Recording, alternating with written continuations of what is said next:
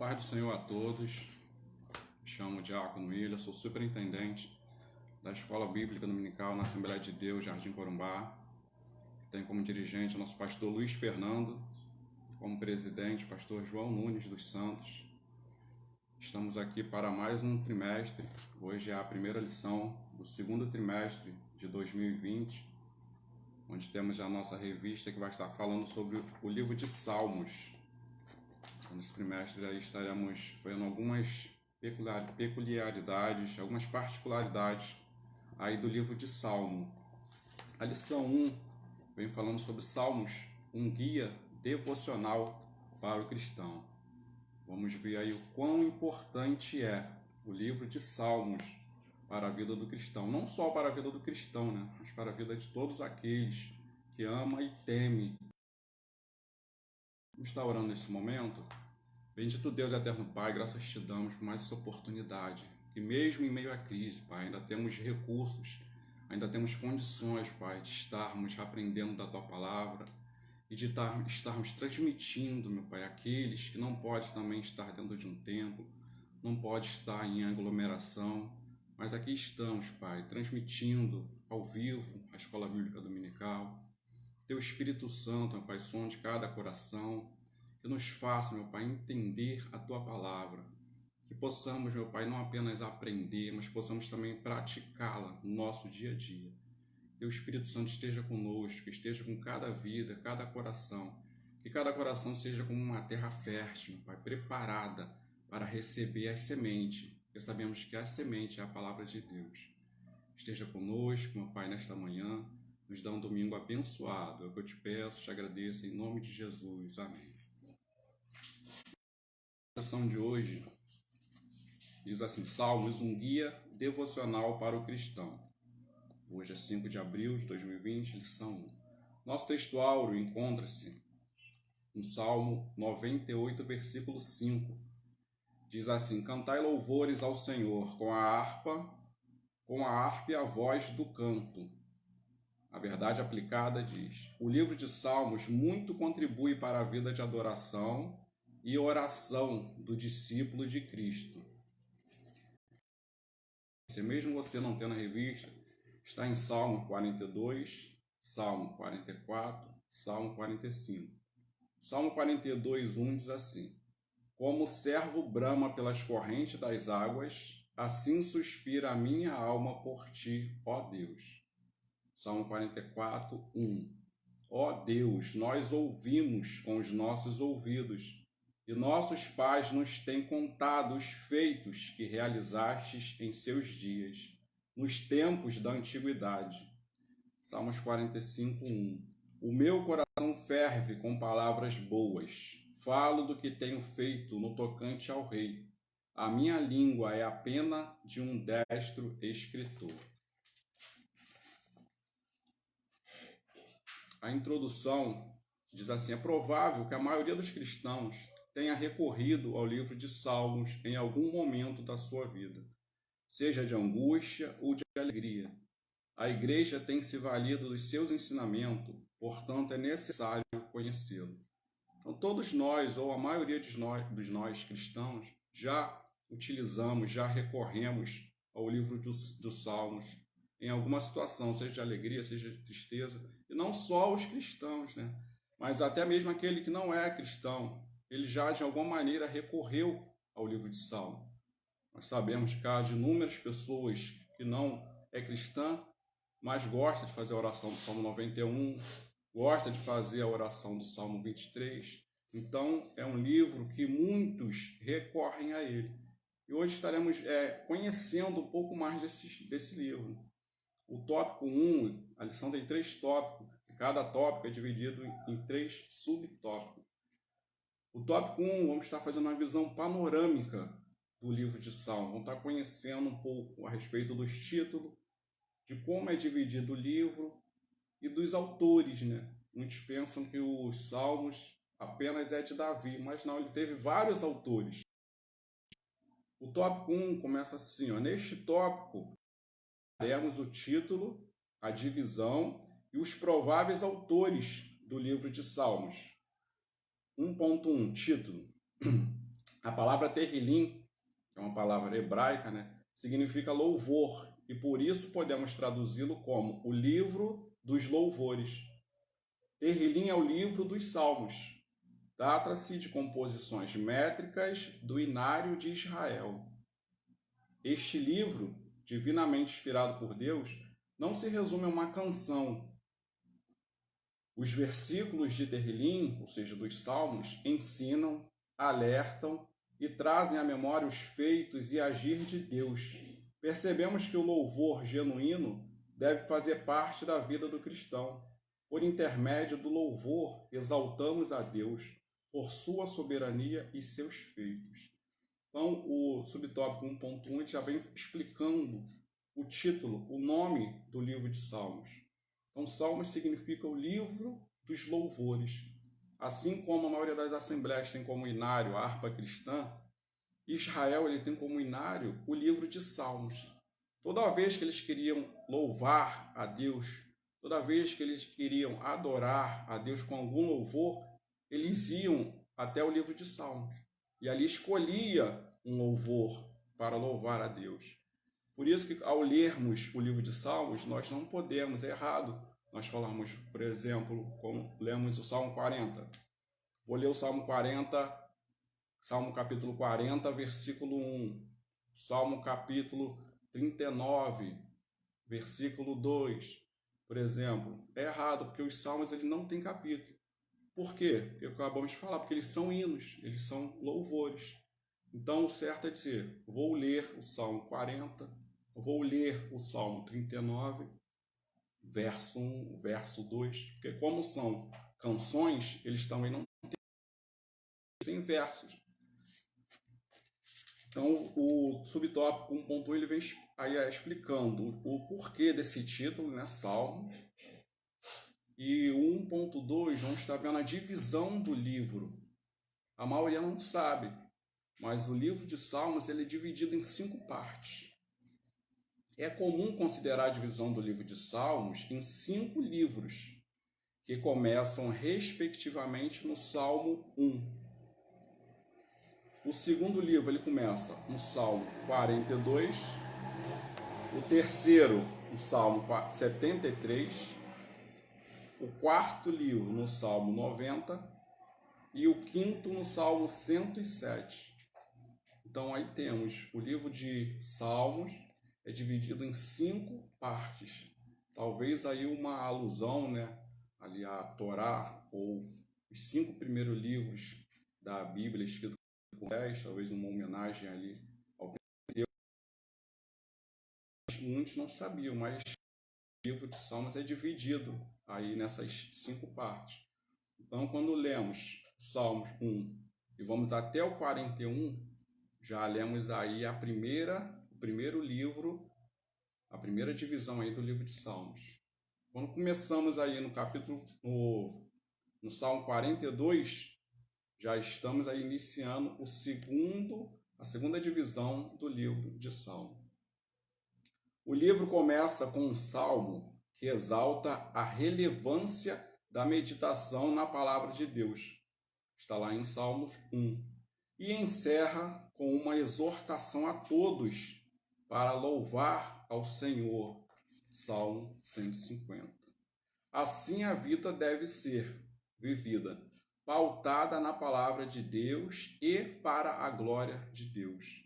Olha que interessante, ele já começa lá no Salmo 1, falando da importância da meditação na palavra de Deus. Ele vem trazendo aquele ensinamento que aqueles que meditam na palavra de Deus dia e noite vai ter uma vida próspera e etc. E ele termina lá no 150 convidando a todos os seres, todos que têm fôlego, louvem ao Senhor. Então, do início ao fim, os Salmos aí já vem trazendo para nós lições interessantes. E assim deve ser a nossa vida, né? A vida de um cristão, pautada na palavra de Deus e para a glória de Deus. O subtópico 1.3 vem falando sobre os autores. Quem escreveu os Salmos? Foi só Davi? Outros autores? Davi foi um dos autores, mas também temos aí como autores dos Salmos Moisés, Salomão, Asaf, Remã, Etã e os filhos de Corá. Todos eles escreveram salmos também, juntamente com Davi. Só que Davi é atribuído a ele quase que a metade dos salmos, porque Davi ele compôs ali 73 dos 150 salmos. Davi ele compôs 73 salmos. Então por isso que muitos às vezes confundem, pensam que todos os salmos são de Davi. Não, mas quase que a metade dos salmos ali é atribuída a ele. Mas nós vemos aí que outras pessoas também compôs os salmos. Moisés, o rei Salomão, Asaf, Remã, Etã e os filhos de Corá. Então, tópico 1, vimos aqui uma visão panorâmica. Explicou o título, o que significa Salmos. Aprendemos aí as 5 divisões do livro de Salmos. Aprendemos a respeito dos autores, não somente Davi, mas outros autores aí compuseram aí o livro de Salmos. O tópico 2 vai vir falando sobre a estrutura do livro de Salmo. É interessante, porque vem falando sobre a poesia hebraica. O livro de Salmos vai vir falando aí sobre acróstico. Vamos ver qual o capítulo aí que é um acróstico. E o 2.3 vai vir falando sobre o refrão. Então a estrutura, vamos estar analisando agora a estrutura do livro de Salmo. 2. Principais características do livro. O livro de Salmos é classificado como literatura poética hebraica, com conteúdo caracterizado por expressões que retratam emoção, ritmo e linguagem metafórica, como comentou Esdras Bento, o que não significa que são textos frutos da imaginação humana. Escritores inspirados por Deus fizeram uso de vários recursos estilísticos para transmitir a mensagem. Então não é porque o livro de Salmos é uma poesia que foi fruto de invenção humana. Alguém chegou, pensou, imaginou e compôs uma poesia. Não. O estilo literário dos Salmos é poesia, é poético. Os Salmos é uma poesia hebraica. Mas mesmo assim os escritores eles foram inspirados por Deus. Ele vem falando aqui que o livro de Salmos ele usa muito a linguagem metafórica. O que é a linguagem metafórica? É quando o escritor ele usa ali uma linguagem para fazer uma comparação com alguma coisa conhecida, para assim trazer, por exemplo, Salmo 119, verso 105. Ali ele usa uma linguagem metafórica. Porque o que diz ali? Ali ele fala da palavra de Deus. Salmo 119, verso 105. Olha o que ele diz. Lâmpada para os meus pés é a tua palavra, e luz para o meu caminho. Então ele compara a palavra de Deus com a lâmpada. Por quê? Naquela época e na época de hoje, todos conhecem o que é uma lâmpada. Então ali os escritores eles utilizavam essa linguagem metafórica e sempre comparavam aquilo que eles queriam ensinar com algo conhecido do público para assim facilitar o entendimento. Então aqui nós vemos um exemplo. Temos um exemplo também em Salmos 42. E claro, o livro, como vimos, é repleto de linguagem metafórica. Mas vamos ver só mais um exemplo. Em Salmos 42, no verso 9. Ele diz que ali Deus é a nossa rocha. Mais uma vez ele usa uma comparação, uma linguagem metafórica, ali comparando Deus com algo que todos conheciam, né? Deus é uma rocha. Por quê? Porque é uma poesia. A poesia hebraica ela é diferente da poesia brasileira, por exemplo. Nós sabemos que quando é uma poesia brasileira, ao lermos, por causa das rimas, sempre ali vem rimando o primeiro verso com o segundo. A poesia hebraica é diferente. Ela não existe essas rimas. Ela não envolve a rima de sons, mas a rima de pensamentos ou ideias. Então ela vem trazendo ali a expressão de vários pensamentos e várias ideias. Ela não rima, não tem rima como a poesia brasileira, mas ela é uma poesia, mas uma poesia hebraica. O 2.2 vem falando sobre os acrósticos. Salmos também contém poemas acrósticos, em que o conjunto das primeiras letras de cada verso formam uma palavra, ou seguem uma sequência alfabética. A título de exemplo, no Salmo 119, os versos são reunidos de 8 em 8, cujos grupos começam com uma mesma consoante. Assim, trata-se de um recurso literário que muito contribui para a memorização, a qual tinha uma grande importância, principalmente no contexto judaico, no tempo antigo. Tal fato nos faz lembrar da importância de utilizarmos diferentes recursos no processo ensino-aprendizado da palavra de Deus. Então, os escritores aí de Salmos, eles usavam diferentes recursos literários, recursos aí no processo de ensino-aprendizado. Porque a preocupação era de quem lesse, ou de quem cantasse os salmos, aprendesse. Então, eles usavam a linguagem metafórica, como já vimos, e agora vamos ver os acrósticos, como lemos, também eram um recurso de aprendizado. Os acrósticos são quando, por exemplo, escrevemos o nosso nome na vertical e cada letra do nosso nome nós escrevemos ali, mudamos alguma característica. Por exemplo, do acróstico que temos nos Salmos é o Salmo 119. Não é à toa que o Salmo 119 ele é o maior aí dos Salmos, porque ele é um acróstico. E é interessante que esse acróstico, o Salmo 19, ele é formado por estrofes com 8 versos. Por exemplo, o alfabeto hebraico ele contém 22 letras. Então, a maioria das Bíblias ele já vem dividido, o Salmo 19, em 8 estrofes, com 8 versos. E 8 estrofes não é, cada um com 8 versos. Por exemplo, Salmo 19, tem o título, né, lá em cima. Na minha está assim: a excelência da lei do Senhor e a felicidade daquele que observa. Aí vem escrito embaixo, Aleph. Aleph é a primeira letra do alfabeto hebraico, como se fosse o nosso A, a nossa letra A.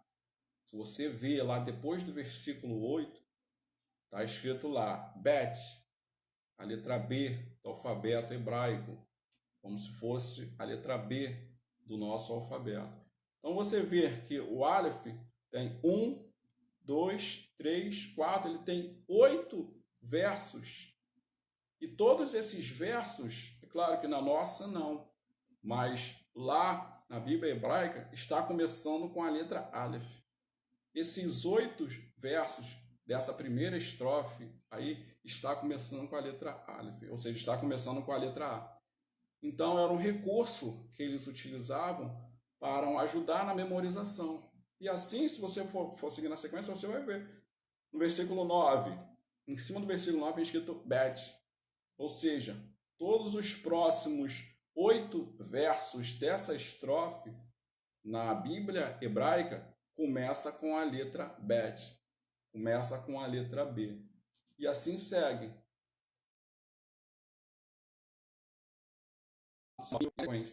Por isso que o Salmo 119, se você observar, lá no final, ele possui 176 versos.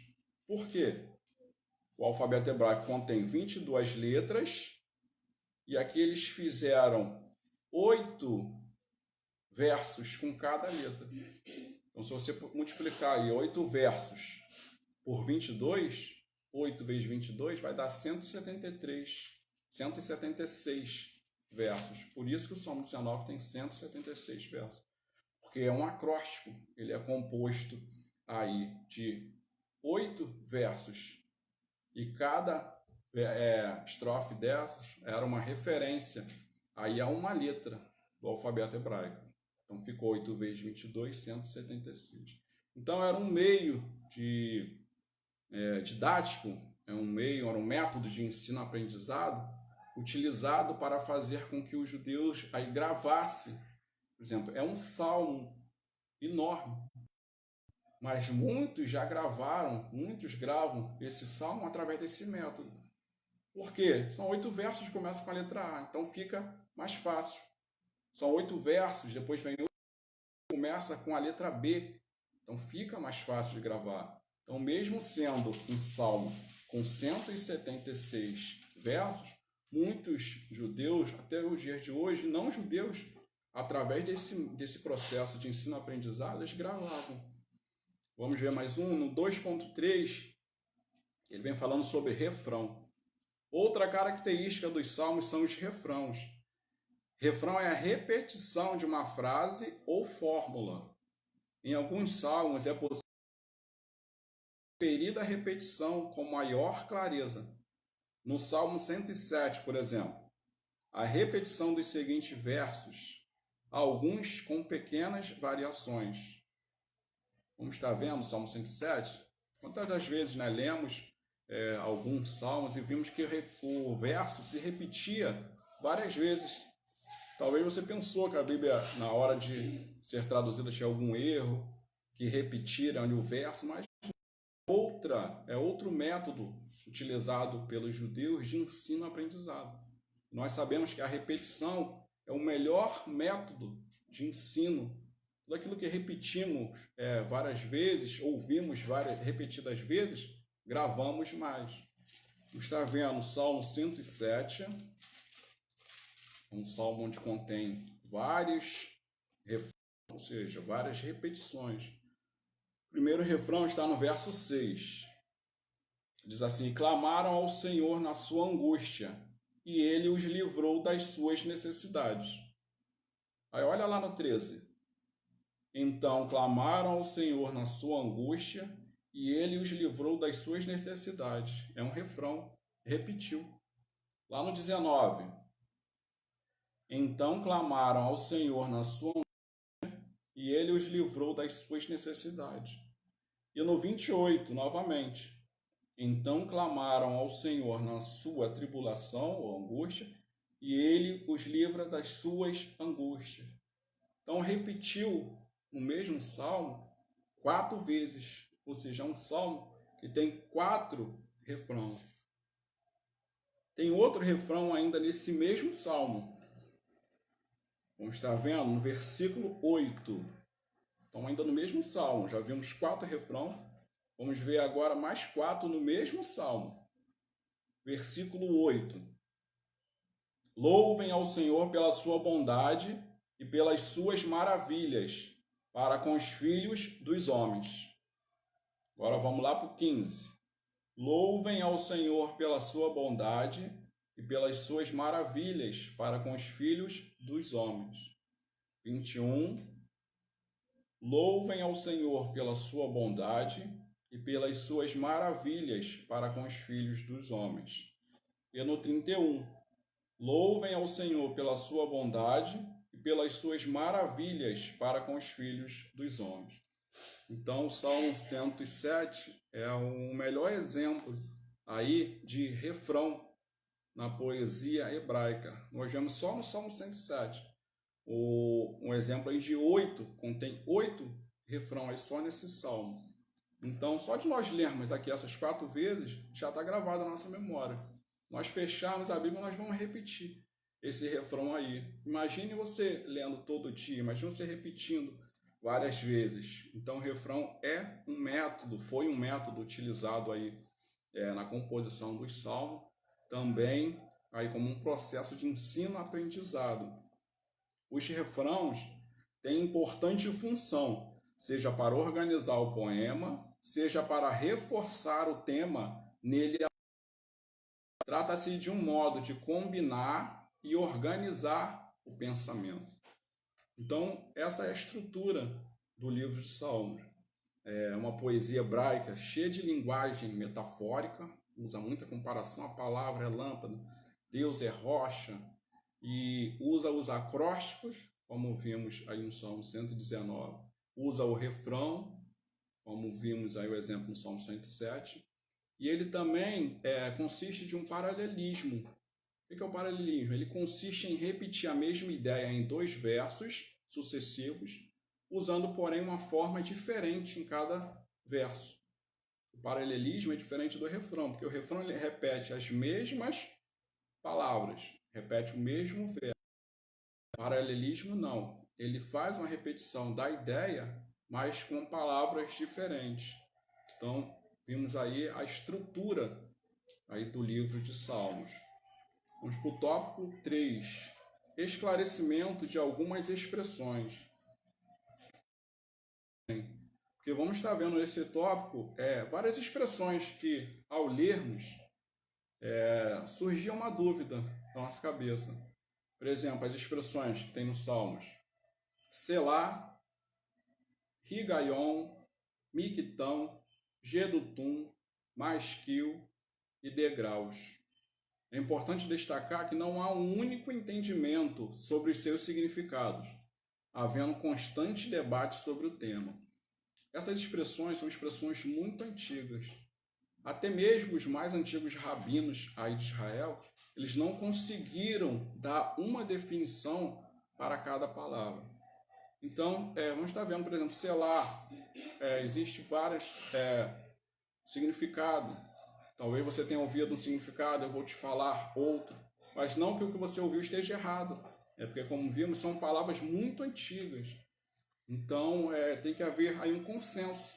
Há um consenso aí entre os estudiosos quanto ao significado. 3.1 ele vai falar sobre 3 expressões: Higaion e Miquitão. Várias vezes ao lermos, o livro de Salmo, como chegava na palavra selar, quando estamos lendo na igreja, por exemplo, nós não sabíamos se devíamos ler essa expressão, se devíamos pular. Então vamos estar aprendendo agora. Selá, Higaion e Miquitão são termos considerados técnicos da área musical, encontrados em vários salmos. Algumas versões omitem estes termos, como a NTLH e a ARA, segunda edição. Então, a maioria das Bíblias, das versões bíblicas, tem esses termos, mantém esses termos, e são importantes, porque são termos técnicos da área musical. Como nós vimos no tópico 1, os salmos são hinos, são louvores. E essas expressões são termos técnicos. Então é importante as versões bíblicas manter essas expressões. Mas, infelizmente, algumas versões elas vêm tirando. Por exemplo, a NTLH não é uma versão bíblica indicada para você ler, que é a nova tradução da linguagem de hoje. E a ARA, que é a Almeida Revista e Atualizada. Não são boas versões bíblicas, porque ela vem mexendo no texto bíblico, vem tirando várias expressões no texto bíblico, e é de suma importância, como vamos ver, essas expressões. Já a versão BKJ, que é a Bíblia do Rei King James, atualizada, apresenta tais termos já traduzidos ou com a ideia mais entre os comentaristas. Então, a Bíblia do Rei King James, ou BKJ, ela já vem traduzida essas palavras, Selá, Higaion e Miquitão. Ela não vem escrito desse jeito, mas já vem traduzido. Não só a Bíblia King James, mas a NVI também ela traz traduzida. Por consenso, que está repetindo, não há consenso quanto à exata ideia que tais termos queiram expressar nos diversos cânticos. O termo selá é bastante utilizado. Ocorre 71 vezes. Salmos 3, 4, 24, 46, entre outros. A Septuaginta considera como uma pausa ou interlúdio musical. Então, 2 definições para selá, aqui que o comentarista nos trouxe. Pode ser uma pausa musical. Vamos estar vendo um exemplo aqui no Salmos 3. Salmos 3, por 3 vezes, ele traz essa expressão. Salmos 3, no verso 2. Em algumas versões bíblicas, esse termo fica escrito entre parênteses, no final do verso. Salmos 3, verso 2, diz assim, ó: muitos dizem da minha alma, não há salvação para ele em Deus. Selá. Está entre parênteses na minha. Lá no verso 4, de novo tem essa expressão. Com a minha voz clamei ao Senhor, ele ouviu-me desde o seu santo monte. Selá. E no verso 8, de novo, a salvação vem do Senhor. Sobre o teu povo seja a tua bênção. Selá. Então, o comentarista aqui vem dizendo que esse termo, e na maioria dos comentaristas que eu já li e já ouvi, ele significa uma pausa aí no hino. Então eles começavam a cantar o Salmo 3, cantavam o verso 1, o verso 2. No final do verso 2, eles davam uma pausa. Respirava e começava de novo no verso 3. Cantavam o verso 3, o verso 4. No final do verso 4, selá. Então ele já sabia, opa, tem que dar uma pausa. Então esse é o significado da expressão selá, uma pausa ou interlúdio musical. Vamos ver o segundo, Higaion. Já o termo Higaion, Salmos 9, versos 16, aparece junto com selá. Pode se referir a um momento para meditação. O comentarista Derek que diz que Higaion também está presente nos Salmos 19, 14 e 92, verso 3, nas frases meditação do meu coração e harpa com som solene. Então vamos ver Higaion, temos um exemplo lá em Salmo 9, verso 16. O interessante é que nessa passagem, nesse verso, ele está acompanhado de selá, do termo selá. Então vamos ver duas expressões nesse mesmo verso. Salmos 9, verso 16. O Senhor é conhecido pelo juízo que fez. Enlaçado ficou o ímpio nos seus próprios feitos. Higaion, selá. Ou seja, então aqui Higaion, meditação. Então eles vinham cantando esse louvor, Salmos 9. Chegavam aqui nesse verso, quando eles viam esses dois termos técnicos, o que eles faziam? Opa, Higaion. Então, Higaion é meditação. Vamos meditar um pouco a respeito daquilo que cantamos até aqui. E selá. Vamos fazer uma pausa. Depois eles continuavam no verso 17 em diante. E se você observar, aí ainda no Salmos 9, no verso 20, no final, repete-se selá. É o último verso desse louvor, no Salmos 9, diz: Tu os pões em medo, Senhor, para que saibam as nações que são constituídas por meros homens. Selá. Então, dá uma pausa. E ele continua ainda esse tópico, ao qual estamos lendo, 3.1. O termo miquitão.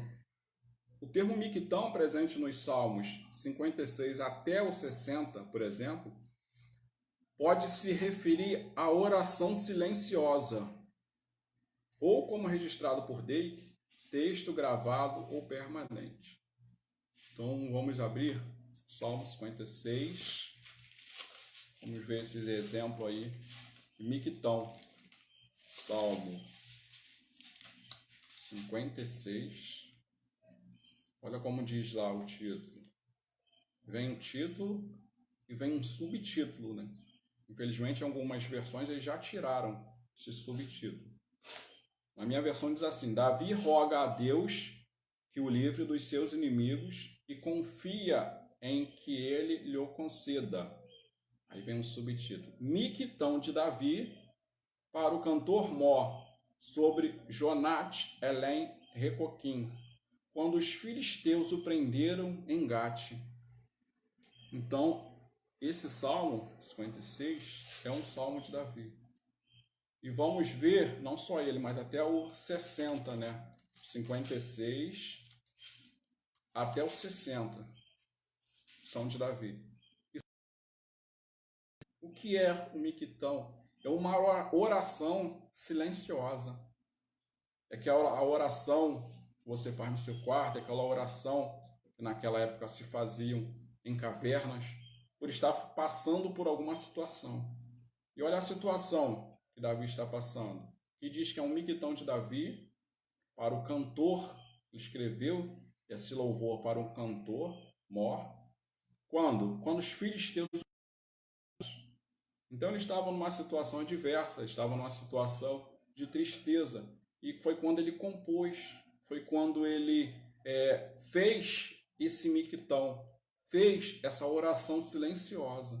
Ele estava preso lá em Gate, que os inimigos o capturaram e levaram para a cidade inimiga. Então ele estava lá em Gate, e foi quando ele compôs essa oração silenciosa.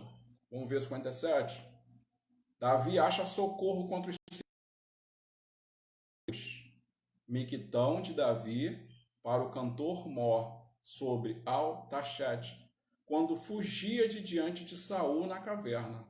Então esse miquitão aqui, ele compôs quando ele já estava fugindo ali de Saul, ele teve que se esconder ali na caverna por algum tempo, e ele compôs aí mais um miquitão.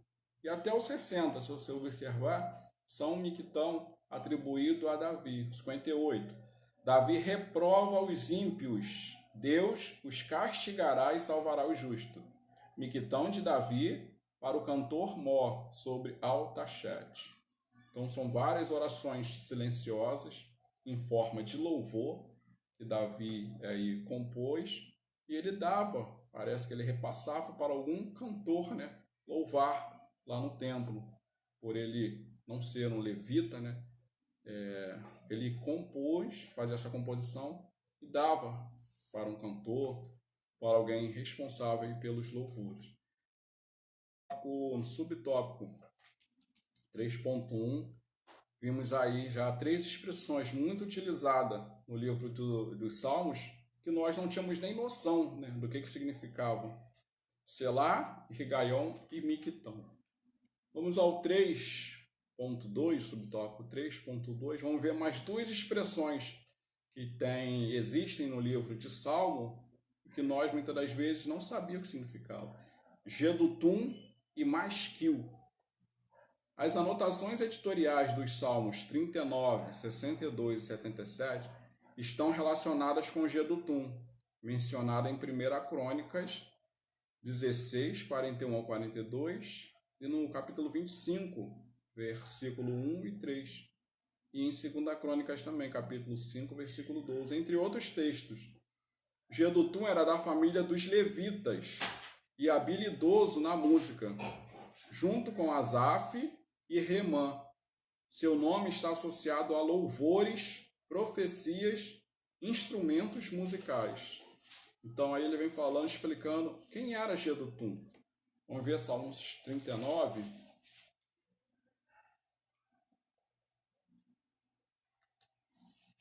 Salmos 39, 62 e o 77. Vamos ver o 62 como exemplo.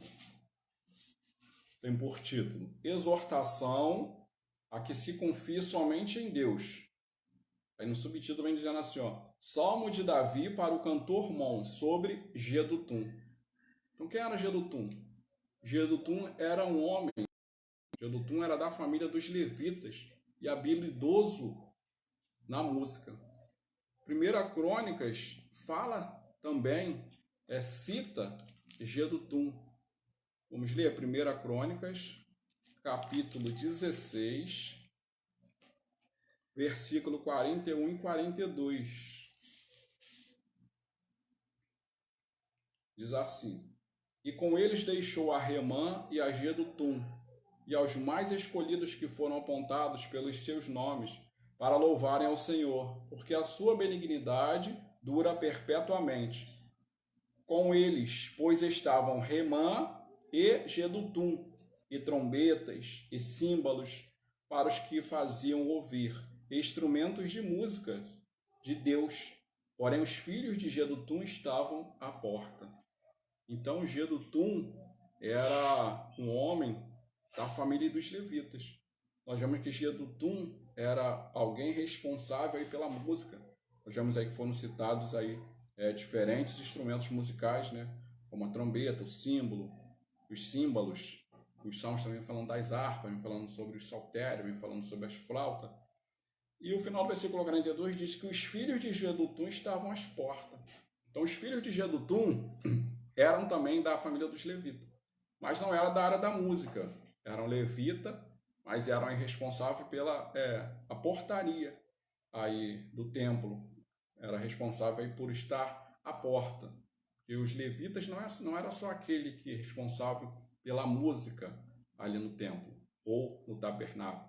Os levitas eram responsáveis por todo o trabalho realizado no templo, seja montar, desmontar, da portaria, seja o serviço de limpeza. Eles eram responsáveis por estar fazendo todo e qualquer trabalho no templo. Então vimos Gedutum. Vamos estar vendo agora Masquil. Já o termo Masquil, encontrado no título de alguns salmos, como 32, 42, 44 ou 45, por exemplo, também não há consenso quanto ao seu sentido, podendo ser salmo de entendimento ou salmo didático. BKJ, que é a Bíblia King James. Dake identifica como ensino. Contudo, também há outras sugestões, como o salmo eficaz ou o salmo habilidoso, conforme Kidney. Então vamos estar vendo agora Masquil. Salmo 32. É um exemplo dessa citação.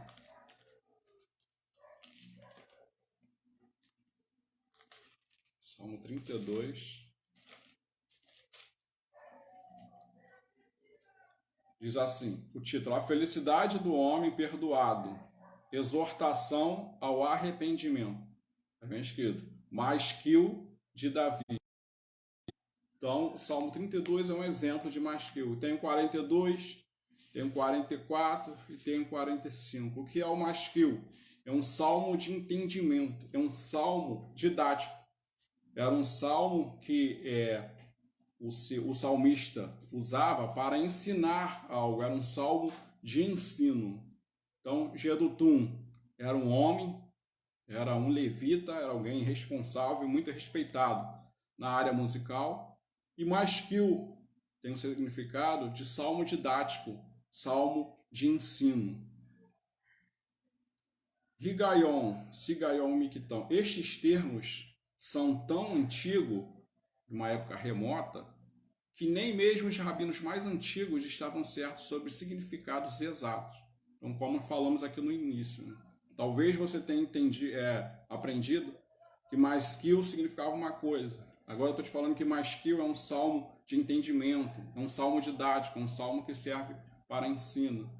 Mas não que esteja errado o que você aprendeu, porque são termos muito antigos. E nem os rabinos, nem os doutores da lei ali de Israel, eles conseguiam chegar a um denominador comum. Então existem vários significados para esses termos. Então vimos Gedutum e Masquil. Degraus. Já vimos várias vezes, né? Salmo dos degraus. O que significa? Degraus, cujo significado literal é subir, ou ainda cântico gradual, cântico de peregrinação. Consiste na tradução dos títulos dos Salmos 120 ao Salmo 134. A Bíblia judaica completa traduz como canção da subida. Há diversas interpretações para o uso deste título, a que faz referência aos cânticos dos peregrinos quando subiam para Jerusalém. Salmos 122, verso 4. Então, os Salmos é uma coletânea, né?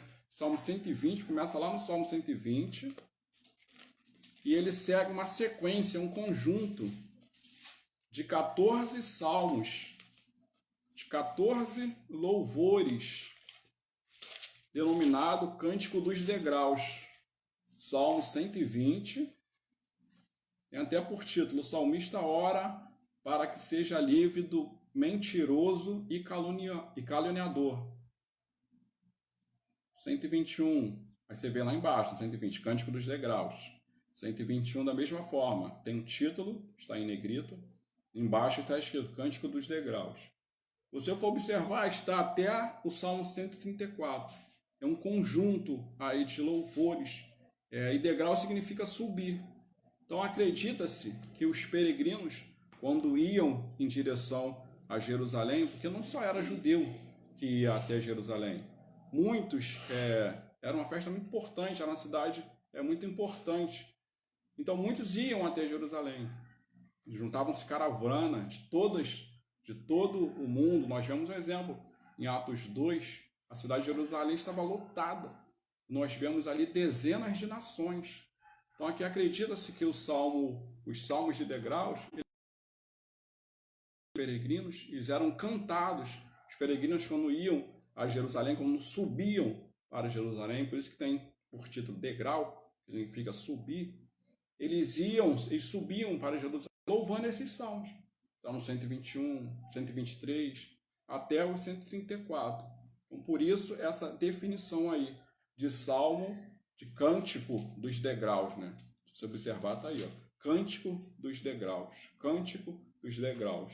Então, eles escolhiam desses louvores, ou louvavam vários desses louvores, né? A distância era longa, até chegar a Jerusalém. A conclusão diz assim: o livro dos Salmos é um indispensável guia para o louvor e a oração, tanto individual como coletiva, principalmente neste tempo de tantas distorções e superficialidade doutrinária expressas em muitos cânticos.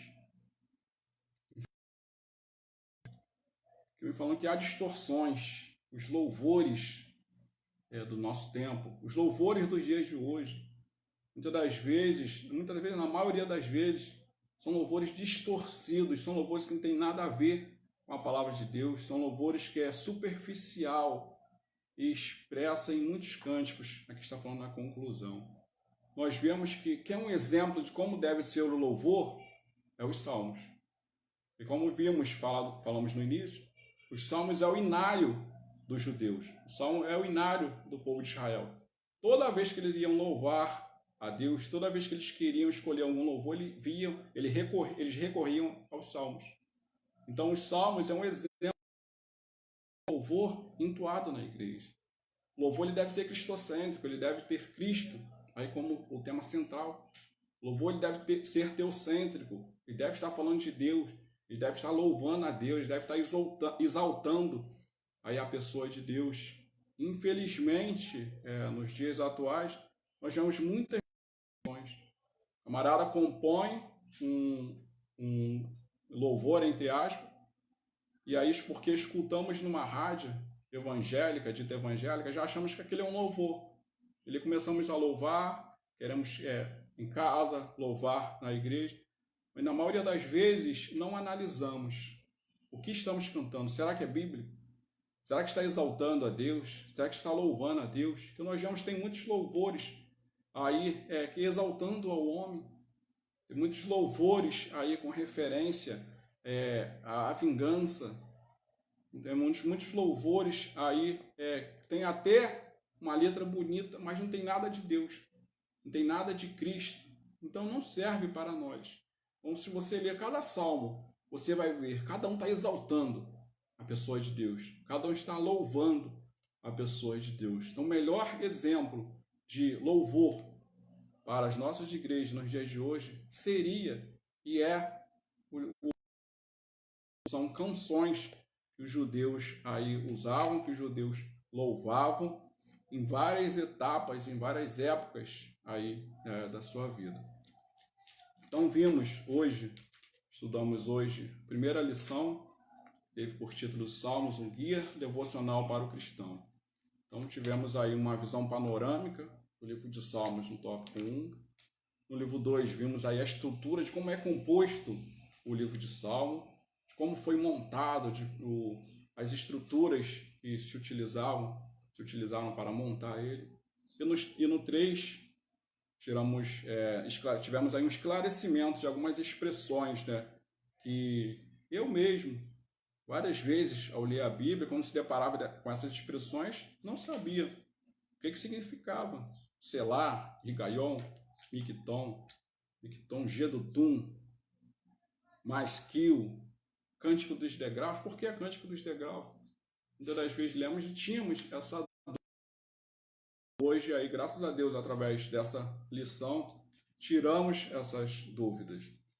Na próxima aula estaremos falando, tem por tema, sobre Jesus Cristo e missões nos Salmos. É uma lição que eu convido você também a estar assistindo aí conosco, se for online, porque ela vem falando das profecias que haviam nos Salmos sobre Cristo.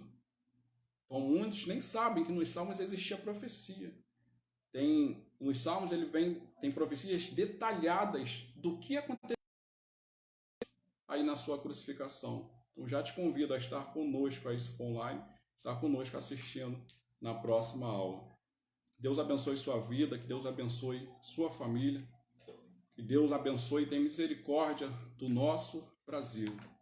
Está fazendo uma oração para nós estarmos terminando nossa escola bíblica dominical online neste momento. Bendito Deus, eterno Pai, graças te damos por essa oportunidade que aqui passamos. Passamos juntos, meu Pai, mesmo à distância, passamos juntos, mas passamos aprendendo. Possamos crescer, meu Pai, na graça, mas também no conhecimento da Tua Palavra. E que a Tua Palavra, meu Deus, venha a ser o alicerce para nossas vidas. Que nós sabemos que uma casa, meu Pai, que não está alicerçada na rocha, ela tende a ruir. E que esses ensinamentos, meu Pai, que os ensinamentos da Tua Palavra venham a servir como base, como alicerce, para que nós não venhamos ruir, para que nós não venhamos cair, meu Pai, no dia mau. Esteja conosco, meu Pai, nos dá um domingo abençoado. Abençoe cada um, meu Pai, que assistiu, cada um que irá assistir. Abençoe essas famílias, meu Pai, tenha misericórdia do nosso Brasil. Toma o nosso Brasil em Tuas mãos, meu Pai, porque nós cremos que iremos vencer. Nós cremos, meu Pai, que nosso Brasil, meu Pai, irá tomar uma decisão, meu Pai, de se achegar a Ti. Tanto aqueles que não é cristão, como aqueles que eram cristãos, estavam brincando de ser cristão. Meu Pai, de qualquer maneira. E essa praga, meu Pai, essa pandemia serviu para aproximar muitos cristãos que estavam afastados, muito cristão que tinha uma vida medíocre. Despertou a vida de muitos cristãos para ler mais a palavra de Deus, para orar mais. E nós cremos, meu Pai, que o nosso Brasil passará por essa praga de maneira vitoriosa, ainda que vidas sejam perdidas. Mas nós passaremos, meu Pai, de maneira exemplar, porque nós temos uma nação cujo Deus é o Senhor. E nós temos um líder na nossa nação que acredita e confia em Ti. Apesar de todas as falhas, apesar de todos os erros, por ser homem, por ser falho como nós. Mas ele tem Deus como guia. E todas as suas atitudes é baseada, é pautada na palavra de Deus. Então esteja conosco. Continue, meu Pai, trabalhando no nosso Brasil, seja da maneira que for, ainda que seja de maneira drástica ao nosso ver. Mas nós sabemos, meu Pai, que lá na frente colheremos um tempo de prosperidade. É o que eu te peço, meu Pai, te agradeço em nome de Jesus. Amém. Então, agradeço a você que esteve conosco, aí assistindo em casa. Minha sogra esteve aqui, do ladinho, aqui na minha casa. Deus abençoe a sua vida também. E continue conosco, assistindo aí os nossos cultos. Estão sendo realizados aí pelo nosso pastor Luiz Fernando e sua família, lá no seu lar. Que Deus abençoe a vida de cada um de vocês, em nome de Jesus.